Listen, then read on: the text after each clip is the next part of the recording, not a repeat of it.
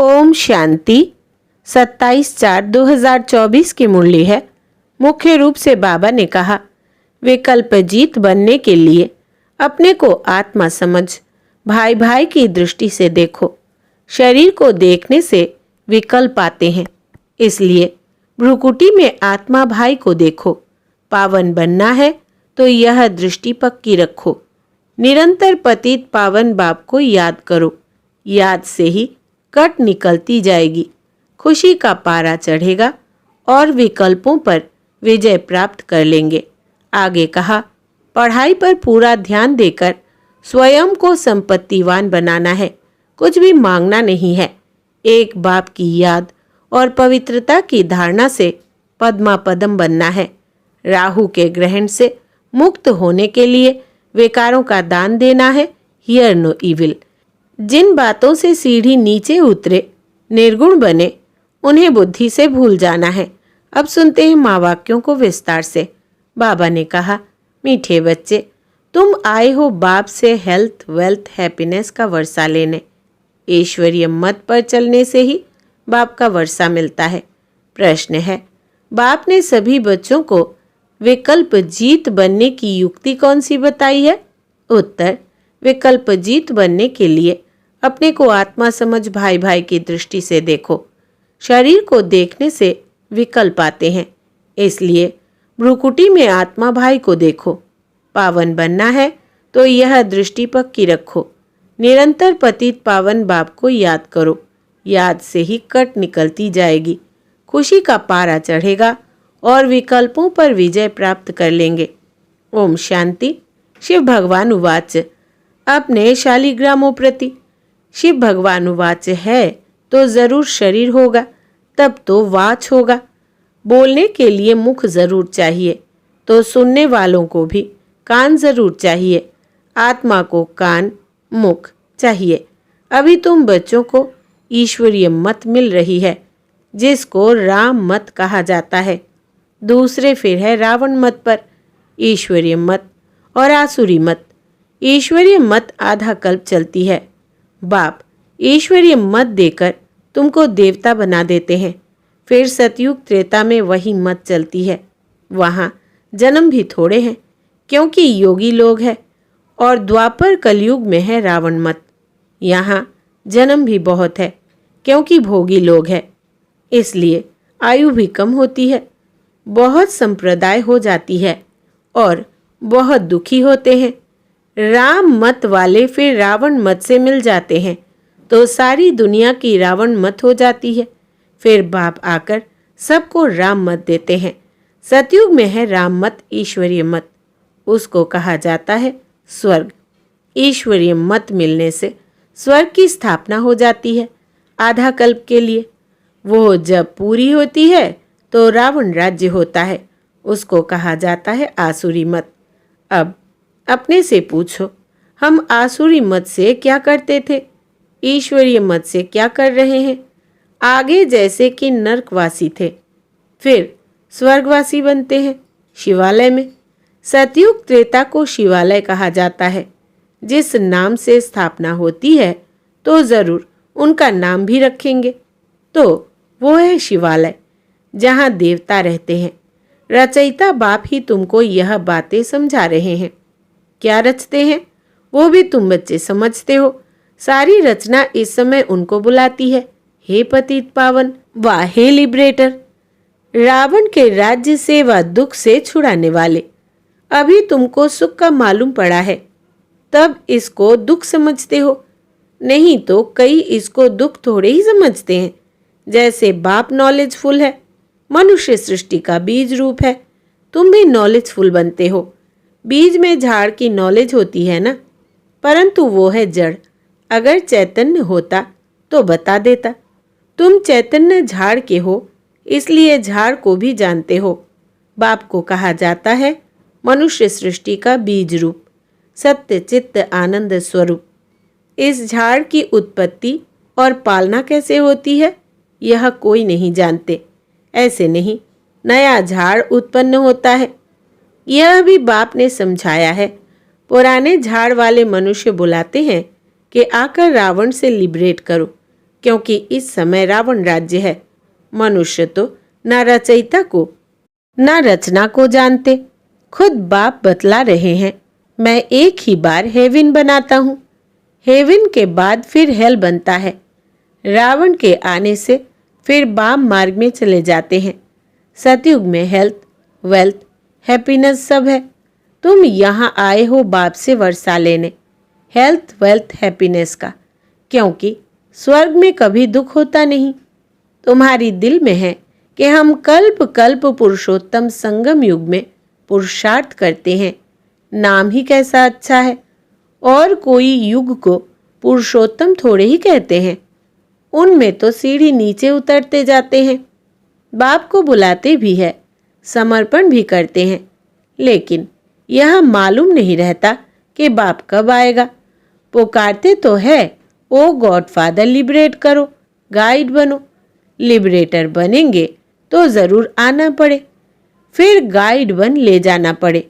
बाप बच्चों को बहुत दिनों के बाद देखते हैं तो बड़ा खुश होते हैं। वो है हद का बाप, यह है बेहद का बाप। बाबा क्रिएटर है, रच करके फिर उनकी पालना भी करते हैं। पुनर्जन्म तो लेना पड़ता है। किसको 10, किसको 12 बच्चे होते हैं, परंतु वो सब है हद के सुख, जो काग विष्ठा समान है। तमो प्रधान बन जाते हैं। तमो प्रधान में सुख बहुत थोड़ा है। तुम सतो प्रधान बनते हो तो बहुत सुख होता है। सतो प्रधान बनने की युक्ति बाप आकर बताते हैं। बाप को ऑलमाइटी ऑथोरिटी कहा जाता है। मनुष्य समझते हैं गॉड ऑलमाइटी ऑथोरिटी है तो जो चाहे सो कर सकते हैं, मरे को जिंदा कर सकते हैं। एक बार कोई ने लिखा, अगर आप भगवान है तो मक्खी को जिंदा कर दिखाओ। ऐसे ढेर प्रश्न पूछते हैं। तुमको बाप ताकत देते हैं जिससे तुम रावण पर जीत पाते हो, बंदर से मंदिर लायक बनते हो। उन्होंने फिर क्या क्या बना दिया है। वास्तव में तुम सब सीताएं भक्तियां हो। तुम सबको रावण से छुड़ाया है। रावण द्वारा तुमको कभी भी सुख नहीं मिल सकता। इस समय सब रावण की जेल में है, राम की जेल में नहीं कहेंगे। राम आते हैं रावण की जेल से छुड़ाने। रावण 10 सिर वाला बनाते हैं, उनको 20 भुजाएं दिखाई है। बाप ने समझाया है कि 5 विकार पुरुष में, 5 विकार स्त्री में है। उनको कहते हैं रावण राज्य व 5 विकार रूपी माया का राज्य। ऐसे नहीं कहेंगे इनके पास बहुत माया है, माया का नशा चढ़ा हुआ है। नहीं, धन को माया नहीं कहेंगे, धन को संपत्ति कहा जाता है। तुम बच्चों को संपत्ति आदि बहुत मिलती है। तुमको कुछ भी मांगने की दरकार नहीं, क्योंकि यह तो पढ़ाई है। पढ़ाई में मांगना होता है क्या? टीचर जो पढ़ाएंगे वो स्टूडेंट पढ़ेंगे। जितना जो पढ़ेंगे उतना पाएंगे। मांगने की बात नहीं, इसमें पवित्रता भी चाहिए। एक अक्षर की भी वैल्यू देखो कितनी है। पद्मा पदम। बाप को पहचानो, याद करो। बाप ने पहचान दी है। जैसे आत्मा बिंदी है वैसे मैं भी आत्मा बिंदी हूँ। वो तो एवर पवित्र है। शांति, ज्ञान, पवित्रता का सागर है। एक की ही महिमा है। सबका पोजीशन अपना अपना होता है। नाटक भी बनाया है। कण कण में भगवान। जिन्होंने नाटक देखा होगा वो जानते होंगे। जो महावीर बच्चे हैं उनको तो बाबा कहते हैं, तुम भल कहाँ भी जाओ, सिर्फ साक्षी हो देखना चाहिए। अभी तुम बच्चे राम राज्य स्थापन कर रावण राज्य को खलास कर देते हो। यह है बेहद की बात। वो कहानियां हद की बना दी है। तुम हो शिव शक्ति सेना। शिव ऑलमाइटी है ना, शिव की शक्ति लेने वाले शिव की सेना तुम हो। उन्होंने भी फिर शिव सेना नाम रखा है। अब तुम्हारा नाम क्या रखे? तुम्हारा तो नाम रखा है प्रजापिता ब्रह्मा कुमार कुमारियां। शिव की तो सभी संतान है। सारी दुनिया की आत्माएं उनकी संतान है। शिव से तुमको शक्ति मिलती है।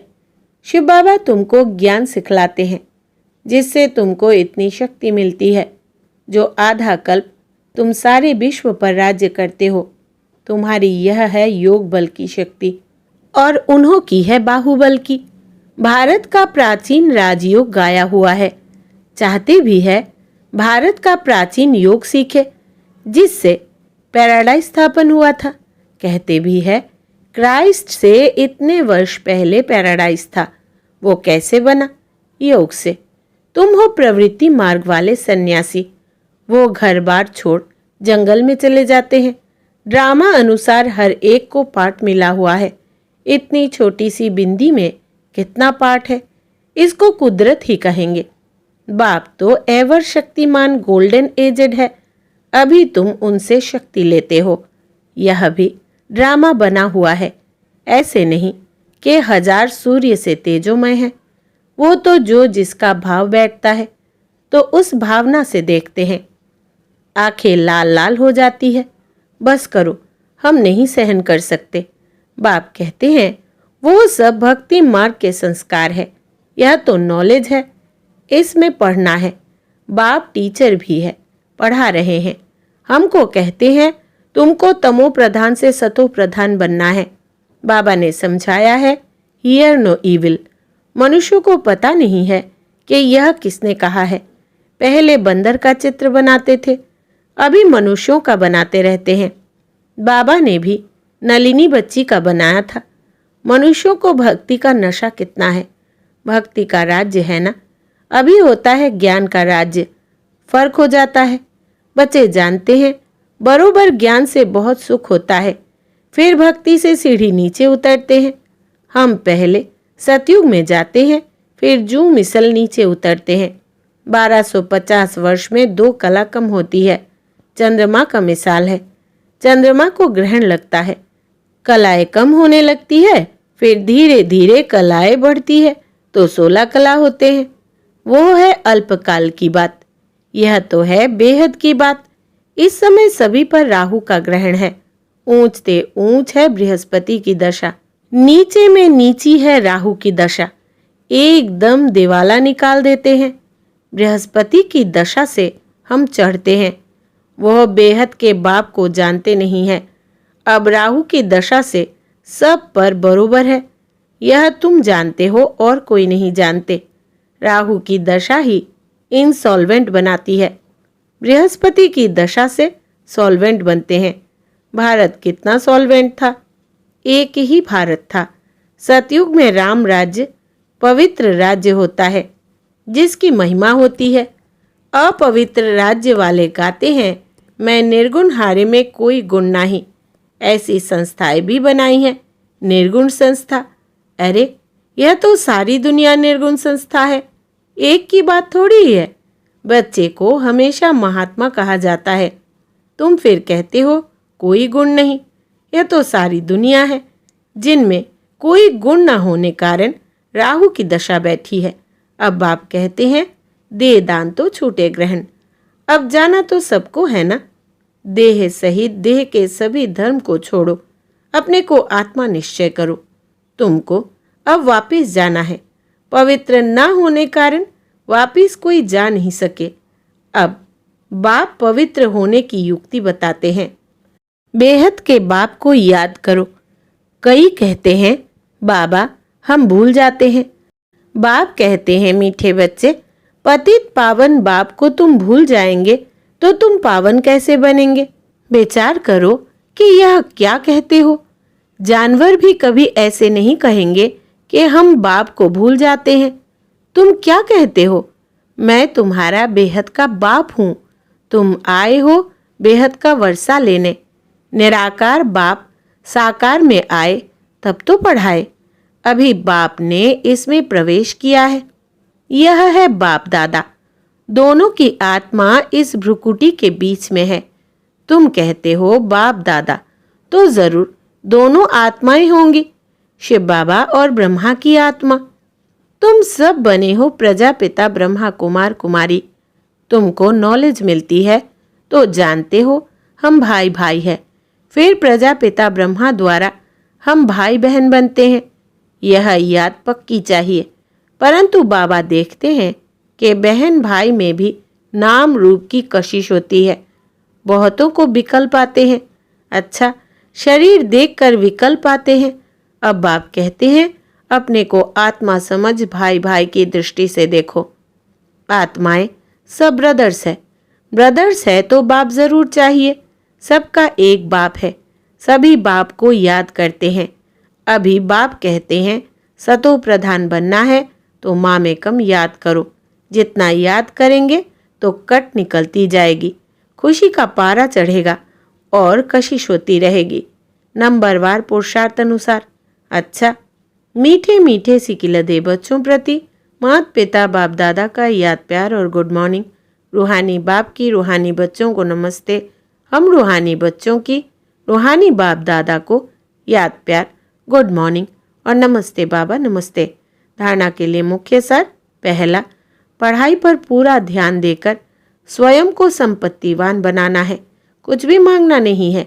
एक बाप की याद और पवित्रता की धारणा से पद्मा पदम पति बनना है। दूसरा, राहु के ग्रहण से मुक्त होने के लिए विकारों का दान देना है। Here no evil. जिन बातों से सीढ़ी नीचे उतरे, निर्गुण बने, उन्हें बुद्धि से भूल जाना है। वरदान है, पहले आपके मंत्र द्वारा सर्व का स्वमान प्राप्त करने वाले निर्माण सो महान भव। विस्तार है, यही महामंत्र सदा याद रहे कि निर्माण ही सर्व महान है। पहले आप करना ही सर्व से स्वमान प्राप्त करने का आधार है। महान बनने का यह मंत्र वरदान रूप में सदा साथ रखना। वरदानों से ही पलते उड़ते मंजिल पर पहुंचना। मेहनत तब करते हो जब वरदानों को कार्य में नहीं लगाते। अगर वरदानों से पलते रहो, वरदानों को कार्य में लगाते रहो तो मेहनत समाप्त हो जाएगी। सदा सफलता और संतुष्टता का अनुभव करते रहेंगे। स्लोगन है, सूरत द्वारा सेवा करने के लिए अपना मुस्कुराता हुआ रमणीक और गंभीर स्वरूप इमर्ज करो। सूरत द्वारा सेवा करने के लिए अपना मुस्कुराता हुआ रमणीक और गंभीर स्वरूप इमर्ज करो। अच्छा, ओम शांति।